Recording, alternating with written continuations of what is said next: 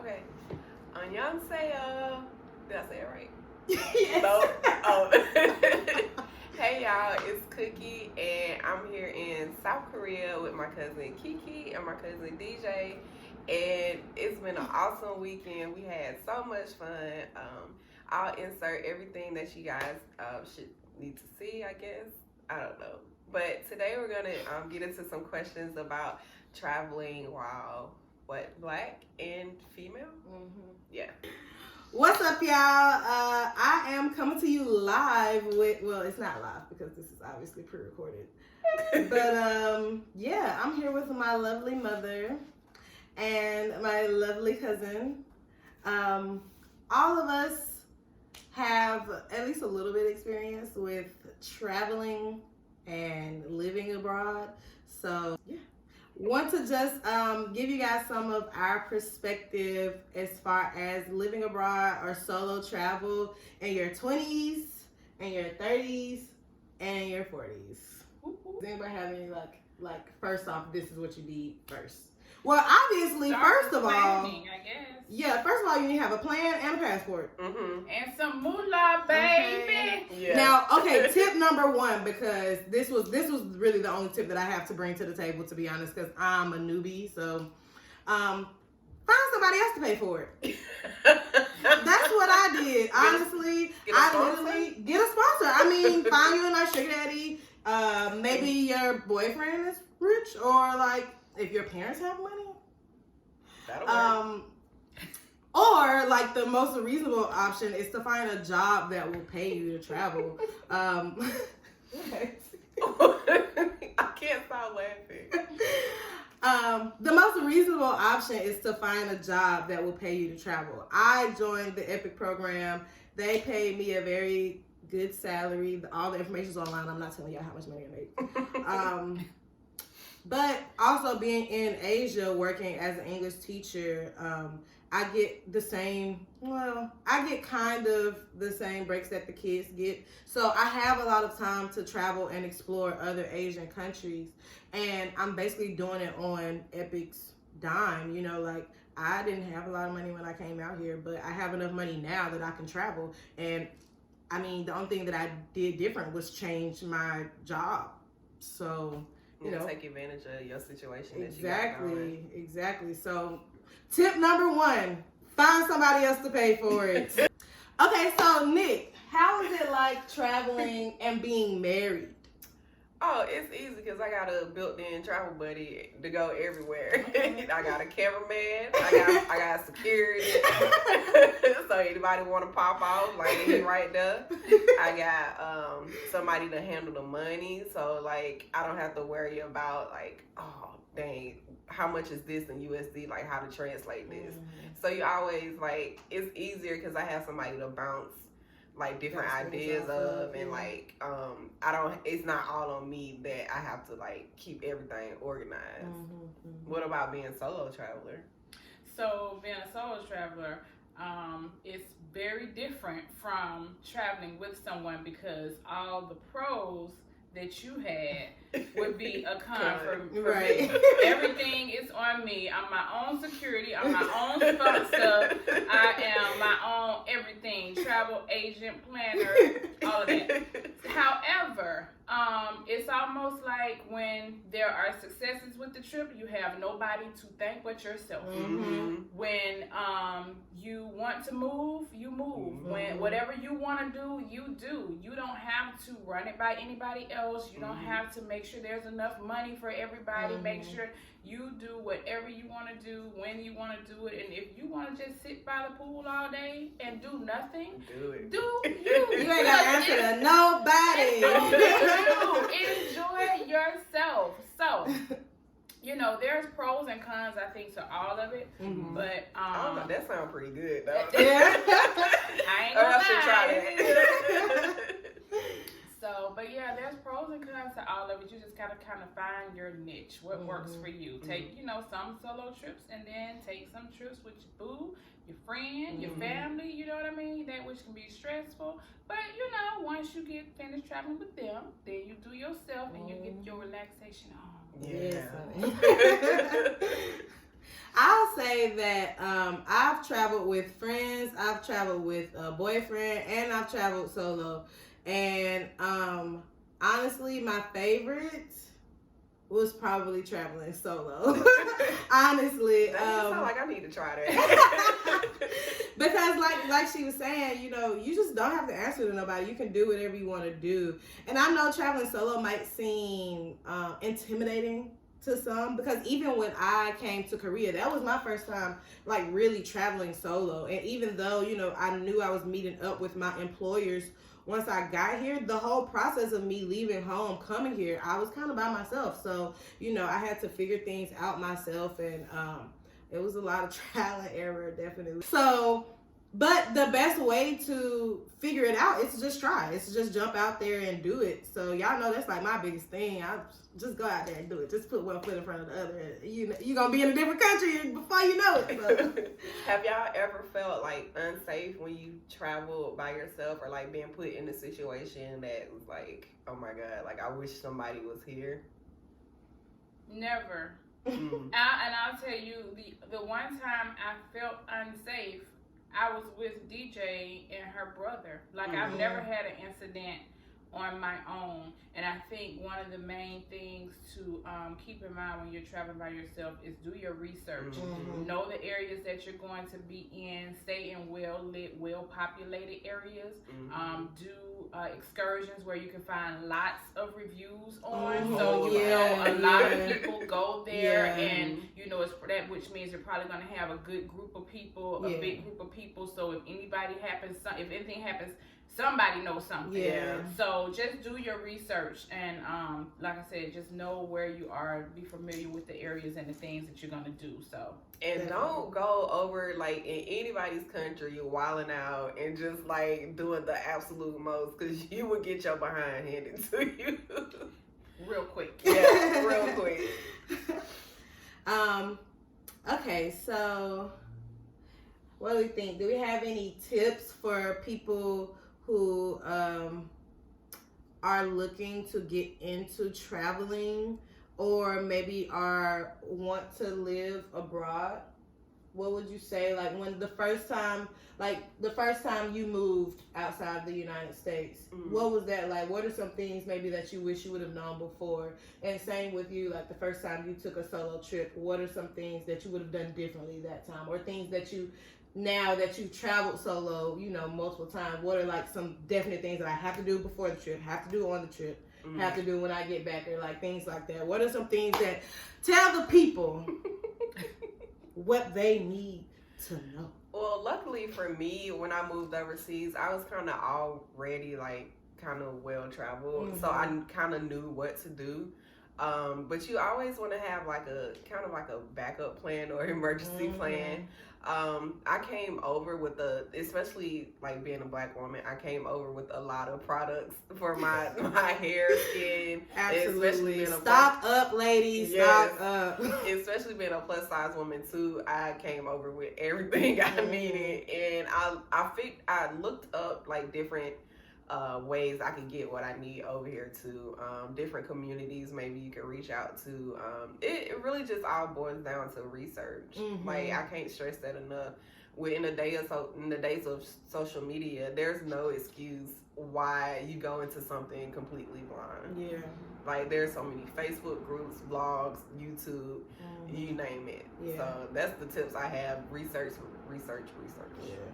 Yeah, that is definitely the main thing. The only thing that I did on my first solo trip that I wish I had done different was I stayed on a resort the entire time, because I was just like, I'm not going out there by myself. However, that was an eye-opening experience for me, because I still met a lot of people, and I talked to so many people, and people were just friendly, and I was like, you know, maybe I can go out and explore a little bit more. So that's why on my subsequent vacations, I would do the research, as Cookie indicated, and find out places that I can go where I felt like it was well populated and things like that.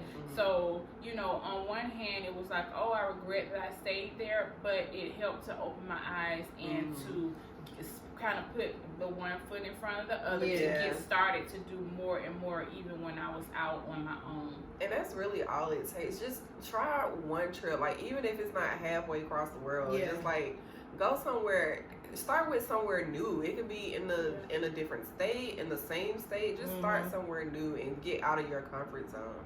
And don't let these Instagram folks fool you. Like, seriously, traveling is not all like Instagram filters and beautiful sights and like it's work. You gotta work. It's for work. It's work planning. It's work getting there. You know, once you get there and navigating around a new place, especially if you don't know the language, it is difficult. Like, it's not super easy, but it's so rewarding and it's so worth it. And you feel so accomplished after having done it, after being able to say, yeah, I went there, I didn't speak the language, and I had a good time. Sure, you know, like, it's whatever, another experience for the books. So you know, anybody can do it. Y'all know me. I said anybody can do anything. Y'all can do whatever y'all want to do. Just try it. Just you gotta bug up on life sometime and be like, hey, bro, this is what I'm about to do, and that's just it. And now life don't buck back, but don't back down. Stay 10 toes down, bro. You gotta stay down. So, how has your experience, like, being as a Black woman, like, what are some things have you experienced being overseas so far? Well, one thing that all three of us have officially experienced is the hair touching. Thank you.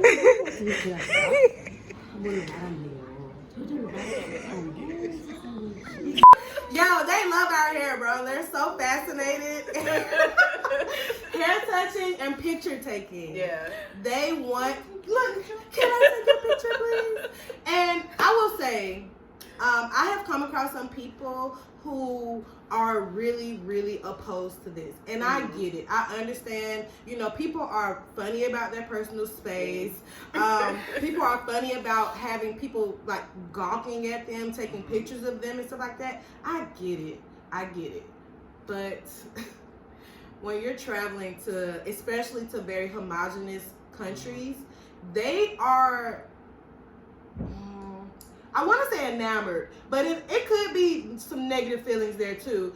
But they are curious, if nothing else, whether it's coming from a place of positivity or negativity. They don't know you. They don't know people like you. They only know, you know, what they've seen on the internet, what they've seen in movies, on TV, you know, whatever. And here you are in all of your Black beauty and glory, standing right in front of them, you know. So yeah, they want to interact with you, and I think it's important to keep an open mind. Like, yes, protect your space, protect your peace. You know, don't, if you feel uncomfortable, by all means, you don't have to engage. But I think it's very important to keep an open mind about stuff like that, and to understand that this could be a learning opportunity. This could be a teaching opportunity. And not to intrinsically look at it as something negative. Because if, like, you will get really annoyed really fast. Really fast. If you look at it as being like, dang, why they keep, like you're gonna be like that your whole trip. You're gonna be like that your whole trip. I promise you.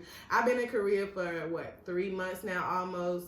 And even traveling within Korea, it happens a lot. Like, people just stop. Some people take pictures of me from afar. They won't even approach me. Yeah, and I will. Pictures. Yeah, they'll sneak pictures. I've had people come up and ask to take pictures with me, take pictures of me. People, you know, ask to touch my hair and stuff like that. Some people will touch your hair and won't even ask. Yeah, I was about to say, I would appreciate asking me more, because like, it's nothing worse than a sneak grab. Like, you just minding your business and somebody just walk by and just like fingers all up in your scalp. Like, I can't do it.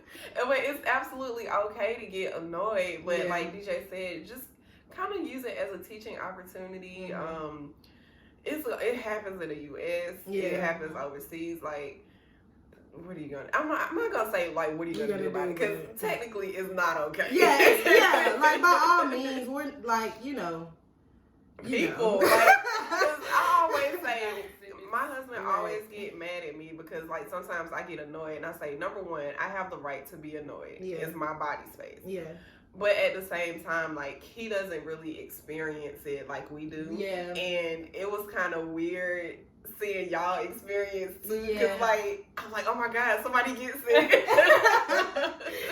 Because this happened to us when we're all in Korea right now, and this happened to us while we were at a palace yesterday. We got so many pictures. So many people. and So many people were pairs. taking pictures. Now let me add though, because we were not only were we 3 black women in a palace in Korea, but we were all dressed in the hanboks, the traditional Korean dress. We were all dressed up like in these. I'll try to insert a picture. But we're all dressed up, so they're looking at us like, wow, like y'all really look like royalty because. And that's a brand. We was doing it. Yeah, we were. we really were. But, like, I always wonder because, like, I asked Robert, I say, it would never be okay for us to go up to, if they were in their traditional wear, it would never be okay for us to go up and be like, ooh, let me touch. I don't understand how it's okay for to them happen to do it to us. Yeah. And, you know. So that's something to think about. Put your thoughts in the comments. Yes, viewer engagement. Now, I will say this one thing that I did like about yesterday when we were at the palace. You remember the couple that wanted, I think, you to take their picture. Yeah. And the guy, I felt like he used it as an opportunity to try to practice his English. Yes. And you could see that he was really nervous about trying to speak English. So I think being able to share cultural moments between us, that's the best. That's a really good experience to have, because he was really, you could see him kind of searching for the right word to ask, could he take a picture? Could we take a picture for him? And then to reciprocate. And then I can take a picture for you all. Yeah. So it's those types of things are really rewarding. Yeah, so definitely. there's two sides of the coin in that matter. Yeah.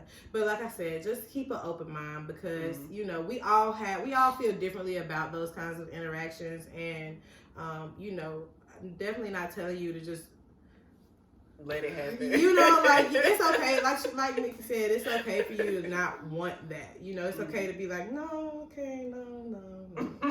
You know, but just don't let it get to you. Don't let it negatively affect your trip or your experiences, because again, like, it's going to happen. It's going to happen. So you need to know before, like, how do I feel about this? Am I okay with this? Am I okay with them taking pictures of me? Am I okay with them coming into my space? Like, and if they do, and I'm not okay with it, how should I handle it? You know, so those are things to think about before visiting other countries and experiencing other cultures. And also to that, you can there's different social media outlets that you can check to see what's kind of other friend, like, I don't want to say just African American, but like foreigner friendly.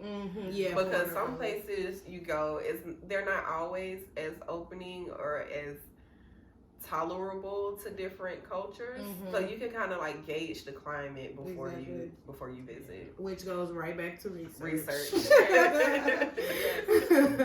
All right. With all that being said, remember, do your research, find some money or somebody else pay for it. And keep an open mind. Those are like probably the top 3 things with traveling, whether you're traveling to another city, another state, another country, whether you're traveling alone, with a partner, with your friends, and always be aware. Be aware wherever you are, whether you're at home or somewhere else. Y'all know we living in some crazy times, but don't let that stop you. Don't be scared to get out here in this world. It's so big, it's so beautiful, it's so much to see. Don't like let fear stop you from doing anything ever. But yeah, man, thanks y'all. She's so southern. Thank y'all for tuning in and watching. I want to thank my mom and my cousin for joining me and visiting me. Y'all know I've been homesick, so it was so dope having them here with me this weekend. But yeah, you know, I'm go ahead and sign off right here. Okay. So yeah, everything she just said. It's been real. I'll see y'all up on my channel.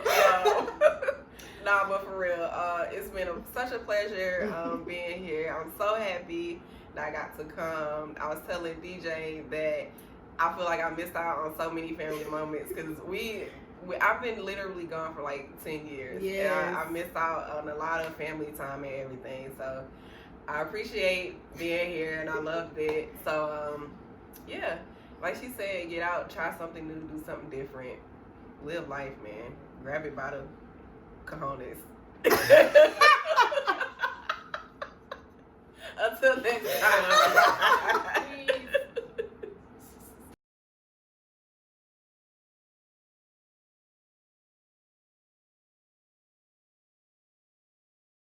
Trying to say onion fancy. Like onion. Onion sayo. Annyeonghaseyo. Annyeonghaseyo. Konnichiwa. Konnichiwa. What's up? You know, like where to you can stop here. Yeah. And then that's cool.